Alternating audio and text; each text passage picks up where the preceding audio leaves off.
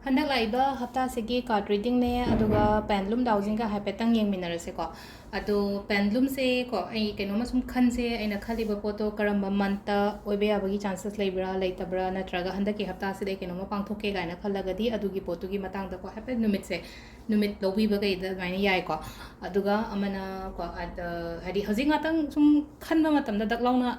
aina pame poto khangda ba su yawi na ko adu video se post thamaga kainoma khallaga ko adugi matungda continue toraga yengba yai ko ado haipetang yengminarase ko akhoi kainogi energy sigi matungina ko hadi nung sigi crystal sigi energy sigi matungina akoina khaliba potse karam kanda oiba yagadage haiputo ko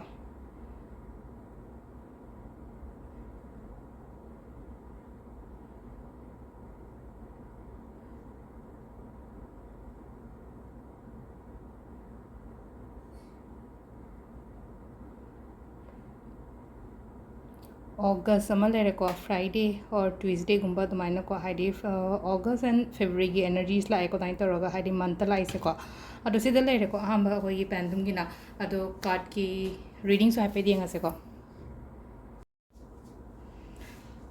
handa ki oina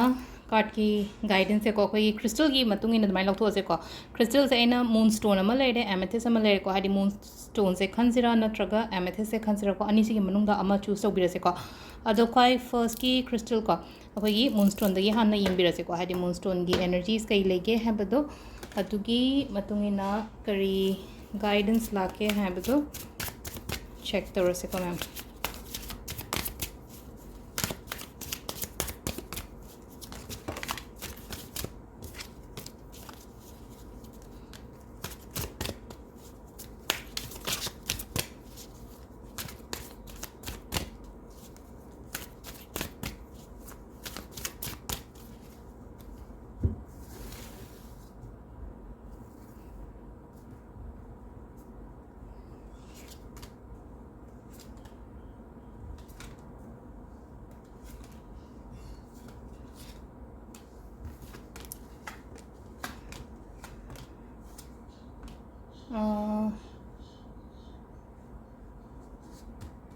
si leire ko card sing se hadi laiba card sing se loi leire ko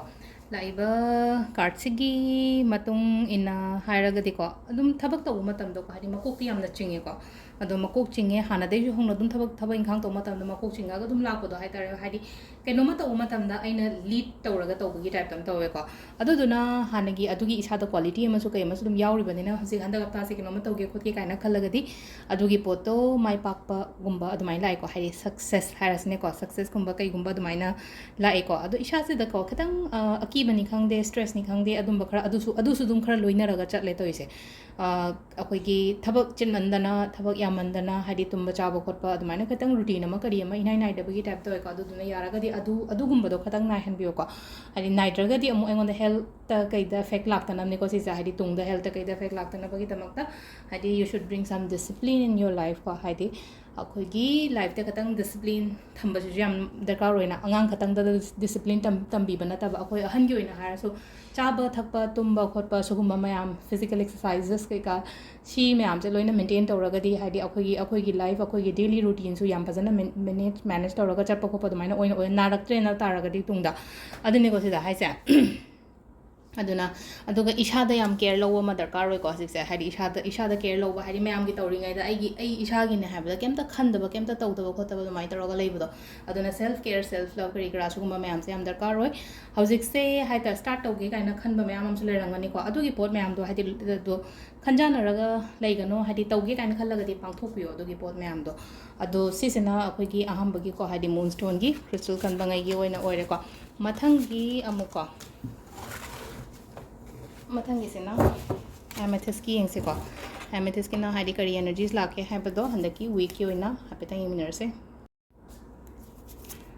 mathangisina amethyst ki ko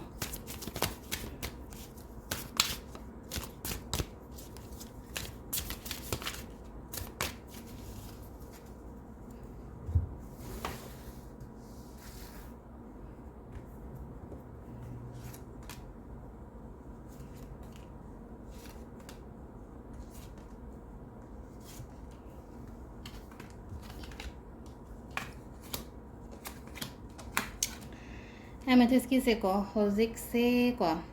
ꯈꯤꯇꯪꯀꯣ ꯈꯔ ꯀꯩꯅꯣ ꯑꯣꯏꯅ ꯆꯠꯂꯣ ꯍꯥꯏꯗꯤ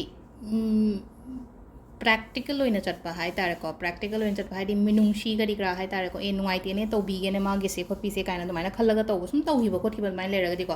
ꯍꯧꯖꯤꯛꯇꯤ ꯑꯗꯨꯒꯤ ꯄꯣꯠꯇꯣ ꯇꯧꯕ ꯌꯥꯗꯦꯀꯣ ꯍꯥꯏꯗꯤ ꯑꯩꯅ ꯍꯥꯏꯗꯤ ꯃꯤꯒꯤꯗꯃꯛꯇ ꯅꯨꯡꯁꯤꯔꯒ ꯇꯧꯈꯤꯕ ꯈꯣꯠꯈꯤꯕ ꯃꯌꯥꯝꯁꯦꯀꯣ ꯍꯥꯏꯗꯤ ꯑꯗꯨꯗꯣ ꯈꯤꯇꯪ ꯊꯕꯛ ꯑꯃ ꯇꯧꯒꯦ ꯍꯥꯏꯔꯒꯗꯤ ꯈꯤꯇꯪ ꯀꯩꯅꯣ ꯑꯣꯏꯅ ꯍꯥꯏꯇꯥꯔꯦ ꯈꯤꯇꯪ ꯗꯤꯄ꯭ꯂꯣꯃꯦꯇꯤꯛ ꯑꯣꯏꯅ ꯑꯗꯨꯃꯥꯏꯅꯒꯨꯝꯕ ꯍꯥꯏꯇꯥꯔꯦꯀꯣ ꯍꯥꯟꯅ ꯏꯃꯣꯁꯅꯦꯂꯤ ꯅꯨꯡꯉꯥꯏꯇꯕ ꯑꯗꯨꯝꯕ ꯇꯧꯔ ꯂꯩꯔꯒ ꯊꯕꯛ ꯏꯪꯈꯥꯡ ꯇꯧꯕꯤꯈꯤꯕ ꯂꯩꯔꯒꯗꯤ ꯍꯧꯖꯤꯛꯀꯤ ꯑꯣꯏꯅ ꯏꯁꯥꯒꯤ ꯍꯥꯟꯅ ꯈꯜꯂꯣ ꯑꯗꯨꯒꯤ ꯃꯇꯨꯡꯗ ꯃꯤꯒꯤ ꯃꯇꯦꯡꯒꯨꯝꯕ ꯇꯧꯀꯣ ꯑꯗꯨꯃꯥꯏꯅꯒꯨꯝꯕ ꯇꯧ ꯑꯗꯣ ꯁꯤꯗ ꯂꯥꯛꯏꯁꯦꯀꯣ ꯍꯥꯏꯗꯤ ꯏꯃꯨꯡ ꯃꯅꯨꯡꯗꯤ ꯐꯖꯅ ꯅꯨꯡꯁꯤ ꯆꯥꯟꯅꯅ ꯂꯩꯕ ꯈꯣꯠꯄ ꯑꯗꯨꯃꯥꯏꯅ ꯑꯣꯏꯔꯤ ꯄꯩꯁꯥ ꯅꯨꯡꯁꯥꯒꯤꯁꯨ ꯑꯣꯏꯅ ꯍꯥꯏꯔꯁꯤ ꯐꯥꯏꯅꯥꯟꯁꯤꯌꯦꯜ ꯁꯦꯀ꯭ꯌꯨꯔꯤꯇꯤ ꯐꯥꯏꯅꯥꯟꯁꯤꯌꯦꯜ ꯁ꯭ꯇꯦꯕꯤꯂꯤꯇꯤ ꯀꯔꯤ ꯀꯔꯥ ꯑꯗꯨꯝꯕ ꯃꯌꯥꯝꯁꯨ ꯂꯣꯏꯅ ꯂꯥꯛꯏꯀꯣ ꯂꯥꯛꯄꯕꯨꯗꯤ ꯑꯗꯨꯒ ꯑꯃꯅꯀꯣ ꯀꯥꯟꯅꯗꯕ ꯃꯤ ꯀꯥꯟꯅꯗꯕ ꯍꯥꯏꯗꯤ ꯃꯇꯝ ꯃꯥꯡꯍꯟꯒꯅꯣ ꯌꯥꯔꯤꯉꯩ ꯍꯥꯏꯇꯥꯔꯦꯀꯣ ꯍꯥꯏꯗꯤ ꯇꯥꯏꯝ ꯋꯦꯁꯀꯨꯝꯕ ꯀꯩꯒꯨꯝꯕ ꯇꯧꯗꯕ ꯃꯤꯒ ꯄꯨꯟꯕꯗ ꯑꯣꯏꯔꯣ ꯑꯃꯗ ꯑꯣꯏꯔꯣ ꯍꯥꯏꯗꯤ ꯁꯝꯇꯥꯏꯝ ꯑꯩꯈꯣꯏꯅ ꯃꯤ ꯄꯨꯟꯕ ꯃꯇꯝꯗ ꯏꯃꯥꯟꯅꯕ ꯑꯃ ꯄꯨꯟꯕ ꯃꯇꯝꯗ ꯄꯨꯡ 3-4 ꯅꯣꯡꯃꯒꯤ ꯋꯦꯁ ꯑꯣꯏꯅꯀꯣ ꯑꯗꯨꯗꯨꯅ ꯌꯥꯔꯤꯉꯩ ꯍꯥꯏꯗꯤ ꯑꯗꯨꯝꯕ ꯃꯇꯝ ꯃꯌꯥꯝꯗꯣ ꯌꯥꯔꯤꯉꯩ ꯍꯥꯏꯗꯤ ꯀꯩꯅꯣ ꯇꯧꯔꯒ ꯑꯩꯈꯣꯏꯒꯤ ꯃꯥꯡꯍꯟꯒꯅꯨꯀꯣ ꯍꯥꯏꯗꯤ ꯑꯗꯨꯒꯤ ꯃꯇꯝꯗꯣ ꯑꯩꯒꯤ ꯊꯕꯛ ꯏꯪꯈꯥꯡꯗ ꯊꯥꯗꯅꯕ ꯑꯗꯨꯃꯥꯏꯅ ꯇꯧꯕꯤꯌꯣꯕ ꯑꯗꯨꯒ ꯀꯩꯅꯣꯁꯨ ꯂꯥꯛꯀꯅꯤꯀꯣ ꯑꯇꯣꯞꯄ ꯑꯅꯧꯕꯒꯨꯝꯕ ꯈꯤꯇꯪ ꯑꯣꯄꯣꯔꯆꯨꯅꯤꯇꯤꯁꯅꯤ ꯈꯪꯗꯦ ꯅꯠꯇ꯭ꯔꯒ ꯑꯩꯉꯣꯟꯗ ꯆꯪꯉꯛꯄ ꯂꯥꯛꯄ ꯑꯐꯕ ꯆꯪꯉꯛꯄ ꯈꯣꯠꯄꯗꯤ ꯑꯣꯏꯔꯦꯀꯣ ꯍꯟꯗꯛꯀꯤ ꯍꯞꯇꯥꯒꯤ ꯑꯣꯏꯅ ꯍꯥꯏꯔꯒꯗꯤ ꯑꯗꯨꯒ ꯑꯩꯅ ꯇꯧꯔꯣꯏꯗꯕ ꯍꯥꯏꯔꯒꯗꯤ ꯈꯤꯇꯪ ꯄ꯭ꯔꯦꯛꯇꯤꯀꯦꯜ ꯑꯣꯏꯌꯣ ꯃꯇꯝ ꯃꯥꯡꯍꯟꯒꯅꯣꯀꯣ ꯁꯤꯒꯨꯝꯕ ꯃꯌꯥꯝꯁꯦ ꯑꯗꯣ ꯁꯤꯗ ꯂꯩꯔꯦ ꯑꯩꯈꯣꯏꯒꯤ ꯉꯁꯤꯒꯤ ꯑꯣꯏꯅ ꯍꯥꯏꯇꯥꯔꯦꯀꯣ ꯍꯟꯗꯛ ꯍꯞꯇꯥꯒꯤ ꯀꯥꯔꯠꯀꯤ ꯔꯤꯗꯤꯡꯁꯦ ꯃꯌꯥꯝ ꯊꯦꯡꯛ ꯌꯨ